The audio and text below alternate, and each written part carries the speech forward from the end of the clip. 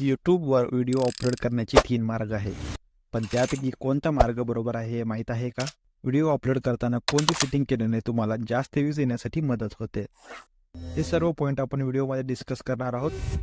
सर्वात मोठी चूक जी नवीन यूट्यूबर्स करतात, यूट्यूब व्हिडिओ यूट्यूब ॲपवरून किंवा यूट्यूब स्टुडिओवरून अपलोड करतात.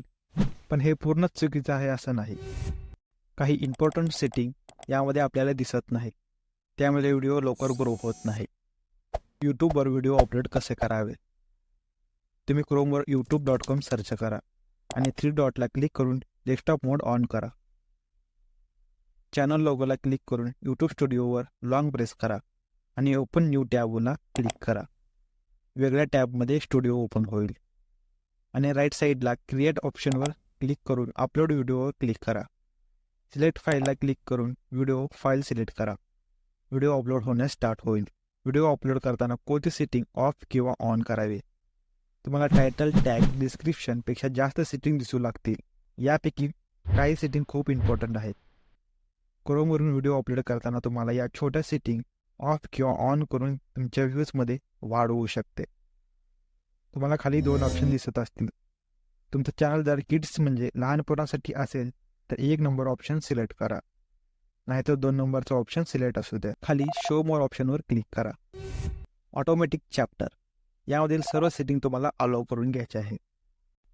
त्याखाली तुम्हाला लायसनचं ऑप्शन दिसेल. स्टँडर्ड यूट्यूब लायसन म्हणजे तुमच्या यूट्यूब चॅनलवरील व्हिडिओ, ऑडिओ कोणीही वापरू शकत नाही. क्रिएटिव्ह कॉमन लायसनमध्ये व्हिडिओचा कोणीही वापर करू शकतो. तुम्हाला स्टँडर्ड यूट्यूब लायसन सिलेक्ट करायचं आहे. त्याखालील सेटिंग जर ऑफ असेल तर ऑन करून घ्या, नाहीतर तुमच्या सबस्क्रायबरला व्हिडिओ नोटिफिकेशन जाणार नाही. त्यामुळे व्हिडिओवर व्ह्यूज कमी येऊ शकतात. आणि चॅनलची कॅटेगरी सिलेक्ट करायला विसरू नका. या सर्व बेसिक सेटिंग झाल्यानंतर तुम्हाला आता एक इम्पॉर्टंट सेटिंग सांगतो. खाली दिलेल्या नेक्स्ट बटनावर क्लिक करून तुम्हाला विजिबिलिटी ऑप्शनवर जायचं आहे.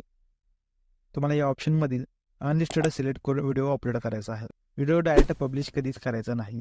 30 मिनिट झाल्यानंतर तुम्ही शेड्यूल सेट करून व्हिडिओ पब्लिश करू शकता. अनलिस्टेडमध्ये अपलोड करण्याचे 2 फायदे आहेत. नंबर 1, जर व्हिडिओ कॉपीराइट असेल तर तुम्हाला नोटिफिकेशन येईल आणि त्या व्हिडिओमध्ये तुम्ही चेंजेस करू शकता. नंबर 2, व्हिडिओ फक्त तुम्हीच पाहू शकता.